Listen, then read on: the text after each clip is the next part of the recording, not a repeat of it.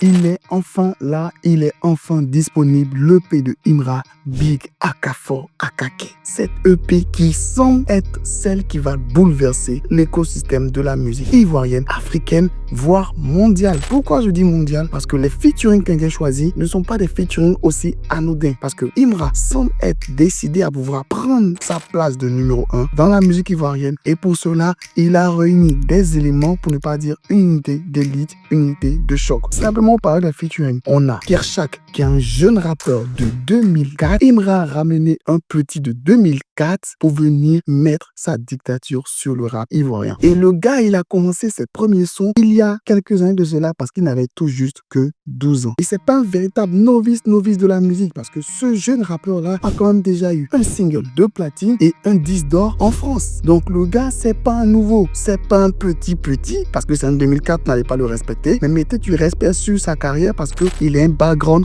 beaucoup plus chargé que certains gros rappeurs ivoiriens. Comme deuxième featuring, on a l'Enfant Noir qui est un jeune rappeur malien qui est un véritable fan de Imra. Et lui, quand tu vois ses clips, ses vidéos et autres, tu sens que vraiment il s'inspire beaucoup de Imra. C'est pour cela que beaucoup, lorsqu'ils ont écouté ce son, ils ont dit que Imra a fait honneur à l'un de ses fans. C'est vrai que c'est un artiste, mais ça reste aussi un fan de Imra parce que ses vidéos, ses concerts, ses clips et tout, tu as l'impression qu'il s'inspire beaucoup de Imra du Chété. Le troisième featuring n'est autre que Ismaël Isaac, le doyen, le Koro, qui est venu apporter sa touche à lui personnelle sur l'EP. Et vraiment, le Koro a été respecté dans le son. Mais on en parle un peu plus tard dans la vidéo. Là, on présente juste les personnes en featuring. Et Ismaël Isaac est ivoirien, tout comme Kershak. Mais la différence avec Kershak, c'est que lui, c'est un jeune ivoirien qui vit en France, qui est en France. Donc, il est franco-ivoirien. Donc, on a un ivoirien, un malien et un autre ivoirien qui est plutôt un doyen. Et en dernier, Mintz, qui est un rappeur. Je sais pas si je veux dire rappeur, driller ou quoi. Bref, c'est un chanteur qui vient tout droit du Nigeria. Et lui aussi n'est pas négligé parce que, tout comme Kershak, qui a une carrière assez bien rodée, lui aussi, il a un beau background parce qu'il a déjà collaboré avec de très gros artistes dans son pays, tels que Davido et autres. Et c'est pas un artiste à négliger. Et ce qu'on peut voir sur ces featuring-là,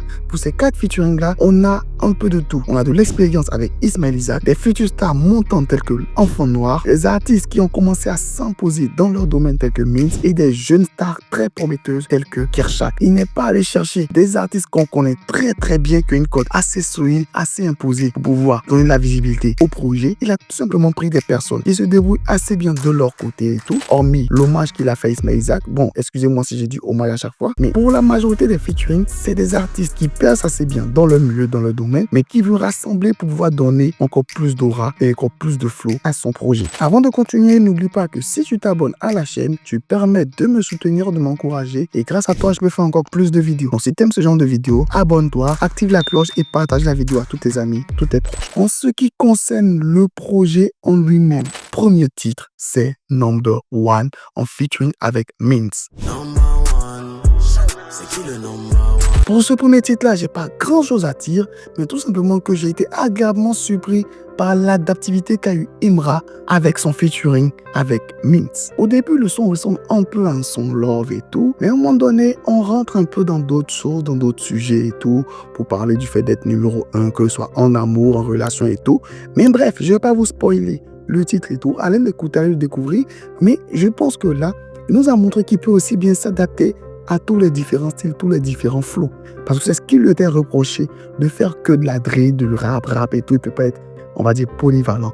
Il s'est pas totalement adapté, mais il a essayé de rentrer dans le jeu et c'était quand même assez bien fait et ça rendait assez bien à l'oreille. Soyons honnêtes.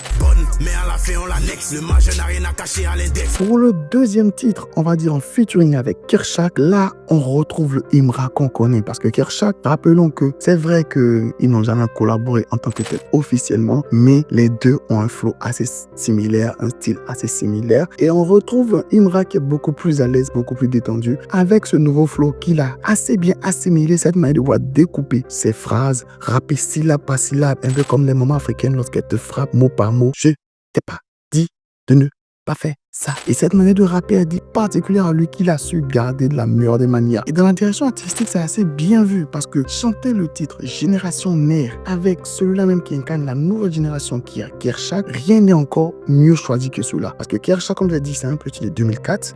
Il fait partie de la nouvelle génération, la génération Nère, tandis la génération qui est en forme, qui est là pour tout niquer, pour pouvoir tout détruire sur son chemin d'une manière positive.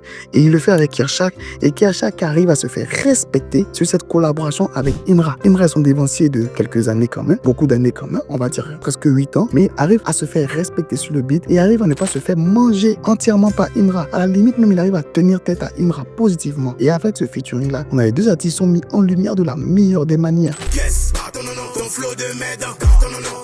Pour le troisième titre, Bâton Non, là, limite, on retrouve quelque chose que Imra fait depuis longtemps, mais qui n'est pas assez mis en avant. Cette manière de rapper propre à l'époque où le logobi, pour ne pas dire la danse des Ziggy, était assez présente. On retrouve ça assez facilement dans le son Bâton Non, qui ressemble assez à les anciens sons qui étaient assez connus dans la musique ivoirienne. Si vous voulez essayer de réécouter les anciens sons de Yodé et Siro, vraiment ça chauffait les gens de son et autres, vous voyez que ces sons-là de cette même tendance, ça ressemble assez à Bâton Non. Ils ressemblent aussi à des sons que Super 95 avait essayé de faire aussi dans la même veine, dans la même gimmick. Et là, il vient s'approprier le style logobi de l'époque 90, début 2000, qui était quand même assez oublié et que beaucoup avaient quand même rangé dans les tiroirs.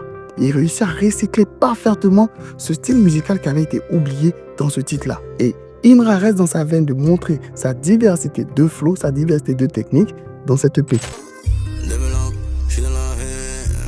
Pour le quatrième titre, Kinkin, Imra a joué parfaitement avec l'autotune parce qu'il a fait de la vocaliste assez longtemps dans le morceau et on a vu à quel point, que ce soit lui ou l'arrangeur, ont su parfaitement régler l'autotune pour que les vocalistes soient parfaites et soient adaptées correctement. J'espère qu'on n'aura pas le même qu'on a eu avec le son Top Boys parce que là c'est un son qui est quand même assez chanté pendant un moment et l'accompagnement de l'autotune est tellement bien fait qu'on arrive à se laisser prendre et se laisser bercer par la musique.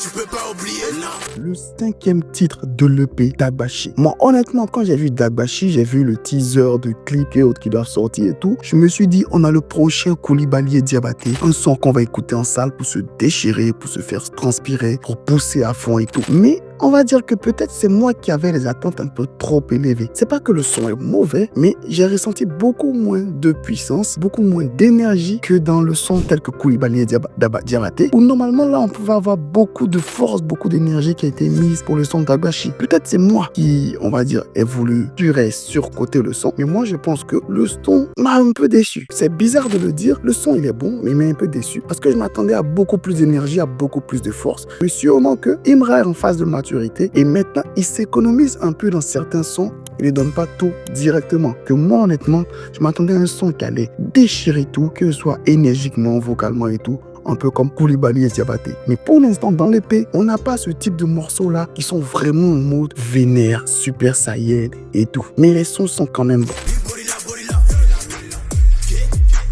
Pour dire ils ont fui, ils sont échappés, bref, ce que vous voulez penser, ce que vous voulez imaginer. Mais pour résumer un peu, bon, le couplet de l'enfant, moi, est en grande partie, je sais pas, dites-moi en commentaire si c'est Malinké ou Bambara, dites-le moi en commentaire pour pouvoir m'éclairer un peu. Moi, j'ai essayé de faire écouter par les personnes qui comprennent un peu pour essayer de traduire, que je puisse avoir vraiment une notion sur son couplet. Et pour résumer, il fait tout simplement savoir que lui, c'est un garçon, que lui, c'est son chemin, sa route, que c'est par là il va passer. Si tu veux l'arrêter, tu vas pas pouvoir l'arrêter. Et vraiment, c'est un morceau qui a adressé directement à la concurrence. J'avais dit dans le morceau précédent de Dagbashi qu'il n'y avait pas assez d'énergie, mais là, il y a toute l'énergie, que ce soit dans les punchlines, dans les vocalises et tout. On retrouve tout ça dans ce morceau-là.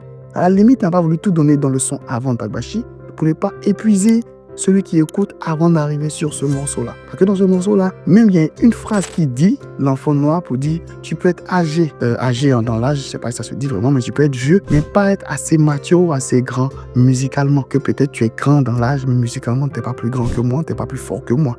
Et on sait directement à qui il parle, à qui il s'adresse en disant cela. Et par la suite, bien sûr, Imra qui renchérit avec lui son couplet, lui son truc à lui et tout ça. Mais là, ça fait encore une nouveau titre de Imra où on a un titre en langue nationale, on va dire en langue natale et tout. Et là, il est vraiment en train de faire imposer sa marque de fabrique. Déjà que le titre de l'album, Big Akafo Akake, déjà, c'est vraiment un truc purement ivoirien, purement africain. Et là, déplaquer des titres qui ont vraiment cette connotation africaine, il va vraiment montrer sa marque de fabrique, sa manière de faire à lui. Mais soit dit au passant, il va se prendre tous ceux qui sont Djoula, Malinké comme fans qui vont le suivre.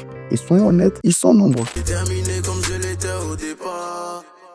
Pour le 7e titre, Nouveau Boss, soyons honnêtes, quand j'ai écouté simplement les premières mesures, j'ai senti l'influence de Booba. J'ai senti le flow de Booba. J'ai senti la manière de rapper, la manière de poser de Booba. Et je pense que c'est pas un truc anodin. C'est pas pour rien qu'il a fait. Parce que dire que ce titre-là s'appelle Nouveau Boss, alors que le projet, c'est le Nouveau Boss, le projet qui arrive, qui est tant attendu. Et actuellement, il a le très gros soutien de Booba. Je pense que peut-être c'est un indice pour nous dire que on risque d'avoir une collaboration avec Booba sur le prochain projet. Mais il nous l'avait dit aussi qu'il écrit un couplet pour le Duc dans l'un de ses sons qui était sorti il n'y a pas si longtemps que ça. Le son que je dois envoyer au Duc.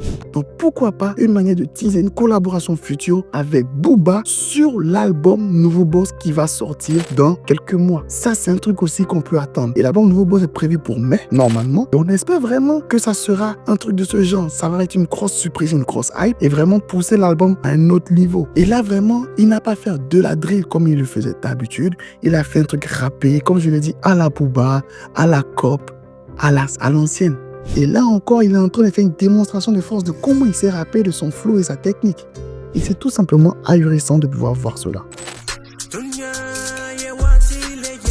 Pour le 8e et avant-dernier titre de l'EP, Le Temps, on a le featuring avec le monument, l'icône Ismaël Isaac. Et ce titre-là, franchement dit, c'est un titre qu'il a voulu faire en restant dans la veine d'Ismaël Isaac. Un son de conseils, de motivation. Et Ismaël Isaac, lui, il est venu chanter en langue nationale aussi, en langue maternelle. Il n'est pas venu rapper en français, chanter en français et tout. Il est venu chanter en langue maternelle. Et pour résumer, c'est un truc de motivation, d'encouragement. Je pense que beaucoup de grouillards, de bobosseurs vont écouter ce son-là. Donc déjà, beaucoup vont comprendre directement les paroles d'Ismaël Isaac. On se reconnaît à travers ce que Ismaël Isaac a dit. Mais déjà, dès les premières minutes, j'ai été scotché de ouf par la vocaliste, pour ne pas dire les premières paroles de la dame qui a fait la voix de griot. Au début, en griot pour pouvoir annoncer le son, et à la fin, en griot pour répondre à des anciens sons, des anciennes phrases de Ismaël Isaac. Et là, Imra limite l'a laissé Ismaël Isaac faire ce qu'il voulait sur le son. Et à quelques moments, il intervenait pour pouvoir juste placer des choses et tout. Il pouvait juste laisser Ismaël Isaac chanter du début à la fin. Mais comme ses fans veulent l'écouter, lui, il a chanté quelques parties. C'est ce que moi j'ai senti à travers ce featuring, à travers cette collaboration. À la limite, Ismaël Isaac chantait tout, mais il est venu chanter au milieu, parler un peu au milieu, pour que Ismaël Isaac puisse faire ce qu'il veut de manière libre. Bref, cette collaboration-là, moi, m'a touché, savant de pouvoir voir, même si honnêtement, je suis pas un très grand fan de ce style musical. Niveau lyrique et tout, c'est bon, mais moi, c'est pas ma came, c'est pas mon genre de musique. Forcément, il y aura des personnes qui vont écouter en boucle, mais moi, c'est pas forcément le genre de son que je vais écouter tout le temps. Parce que ce sont des sujets qu'on entend souvent. Sois patient, ton temps va arriver, ton jour va arriver et tout. Bref, mais moi, c'est pas trop ma came. Mais j'apprécie déjà le geste et tout. Ça, c'est mon avis personnel à moi. Ça vraiment, je suis pas du tout objectif sur ce côté-là. C'est mon avis personnel à moi. Dites-moi vous, comment vous avez trouvé ce morceau-là en commentaire. Pour le 9e et dernier titre de l'EP, on a Le Ciel. Un titre que tu peux pas écouter sans ne pas couler là. Parce que sincèrement dit, il y a trop de choses à dire. C'est limite une confession, un peu comme son dernier titre qu'il avait fait sur ses albums précédents. À chaque fois, les derniers titres, c'est comme des confessions, des moments d'intimité où il parle à cœur ouvert et tout. Mais là, il brise, on va dire, un tabou qui est la mort, le fait de ne plus vivre et tout. Et là, il parle, est-ce qu'on va se voir au ciel? Est-ce que le fait que la richesse et tout. Bref, il se confesse auprès de ses fans et parle de manière intime. Et avoir un Imra aussi fragile, c'est assez rare et assez difficile. C'est quelques rares sons sur lesquels on peut le découvrir. Et ces derniers temps, il le mettait pas vraiment en avant. Il mettait plus en avant son côté. Et il a réussi, il a l'argent, il est fort et tout. Même dans un des sons de l'EP, il dit que sa fille casse son trophée, lui il s'en fout parce que sa fille sait qu'il va en avoir plein. Mais là, pour ce dernier titre-là, c'est comme si tout ce qu'il a dit en haut, le fait de se battre, de réussir, de persévérer avec le temps, de pouvoir battre la concurrence et tout, il vient à la fin pour dire tout simplement que on peut faire tout ça, avoir toute la richesse, avoir amassé tout ça, toute cette gloire et tout. Mais seul le ciel est la fin pour tous. Seul le ciel est l'endroit où on va tous faire notre bilan. Seul le ciel est l'endroit où on va tous se retrouver à la fin. Bref, ça me fait super plaisir de pouvoir faire une première analyse, première écoute de ce projet-là. Moi, je dis premier, comme si je vais faire quoi d'autre d'analyse, je pense pas. Mais si vous voulez que je fasse une vidéo complète sur les punchlines qui ont été données, les punchlines marquantes et tout, je peux faire une vidéo là-dessus. J'ai déjà commencé à la préparer, mais si vous les mettez en commentaire, je peux faire une vidéo spécialement pour ça. Parce qu'il y a des punchlines que j'ai adorées dans l'album qui m'ont fait marrer, qui m'ont fait rigoler, qui m'ont fait tiquer. Il y a beaucoup de punchlines avec des références. Mais bon, si je peux faire un commentaire, on va dire, sur le projet, est assez bon. Et il a respecté sa direction artistique à lui. Il y a de vraiment faire imposer la nouvelle vague, la nouvelle génération à travers un projet. Et il a mis un ancien pour pouvoir apporter sa sagesse, pour pouvoir couronner le tout. Mais mon inquiétude, je vais un peu révéler dans le son d'Agbashi. C'est que tout simplement, est-ce qu'avec le temps, Imra va continuer à préserver la même énergie, la même force, la même rage qui a fait que tout le monde est venu vers lui, qui a fait qu'il y ait cette forte hype autour de lui. Alors, tous ceux qui sont venus, c'est pas qu'ils ont ressenti son énergie, sa force, sa vigueur et tout. Mais comme je l'ai dit, à certains sons où on sent qu'il n'y a plus cette même rage, cette même énergie. Parce que sûrement que c'est quelque chose qui arrive souvent dans les mangas, les shonen et tout, pour ceux qui regardent les animés et tout. Le personnage, il se bat tellement longtemps, tellement fort pour atteindre l'objectif. Et qu'à un moment donné, lorsqu'il atteint, son niveau baisse. Pour l'exemple assez palpable, dans l'exemple de Naruto, il s'est lutté pendant combien d'épisodes et tout, lorsqu'il est devenu Hokage maintenant. Il est devenu un peu faible et un peu rouillé. Naruto, Sasuke, comme ceux qui ont regardé Boruto. Est-ce qu'on n'aura pas le même problème avec Imra? Puisque maintenant, il a tellement voulu être le numéro 1, maintenant qu'il est sur le point de s'installer comme le numéro 1, je ne veux pas être le numéro 1 pour ne pas frustrer un groupe. Est-ce qu'il va continuer d'avoir toute cette même rage, cette même énergie? Quand tu n'as plus d'adversaire face à toi, c'est là maintenant qu'on doit voir. Est-ce que tu peux tenir assez longtemps? Parce que lorsque tu as quelqu'un qui te bat, c'est facile de montrer ta force. Mais quand il n'y a personne contre qui te bat, c'est assez difficile. C'est pour cela que je vous dis à chaque fois que les clashs et tout, c'est assez bon et c'est assez important dans le rap en général, que ce soit le rap ivoirien, le rap ou quoi. Et là, on attend de voir parce qu'il y a Titi B qui a annoncé que lui sortira son projet le 5 avril. Bref, on reste tous concentrés pour l'instant sur l'EP de Imra. Pour ceux qui veulent des vidéos, que ce soit sur des vidéos précises, sur des sons et tout, parce que forcément les clips vont sortir. Il y aura d'autres vidéos analyse du clip et tout ça. Peut-être des sons que j'ai mal jugés en audio avec les clips, ça donner beaucoup plus de force, beaucoup plus de poids. Bref, dites-moi en commentaire si une vidéo en particulier que vous aimeriez que je fasse ou si vous avez un avis à donner sur l'album. Donnez une note sur 10 concernant l'album, mais une note sur 20 sur l'album et donnez-moi vos titres préférés en commentaire. Moi, mon titre que j'ai préféré, que j'ai adoré, c'est le dernier titre, Ciel, que je vais classer Ciel en top 1. Ensuite, le son Iborila. C'est ces deux sons-là que moi j'ai beaucoup kiffé. J'ai tout aimé, mais ces deux sons, je les ai beaucoup kiffé. Les autres sons étaient bons, mais ils m'ont beaucoup moins parlé que ceux-là. Et sur ce, donnez vos avis et impressions en commentaire. Et c'était votre gars sur Mr. Jeff pour une toute nouvelle vidéo. Sur ce, abonnez-vous sur mes comptes sociaux, YouTube, Facebook, TikTok et tout. Et demain, pour ne pas dire, lorsque vous allez voir cette vidéo-là, le même jour à 18h, il y aura un live sur mon compte TikTok, Mr. Jeff. Donc allez me retrouver là-bas, on va discuter, débattre de l'album. Sur ce, max de like, max de partage. Restez abonnés, restez connectés. Bye, Jeff.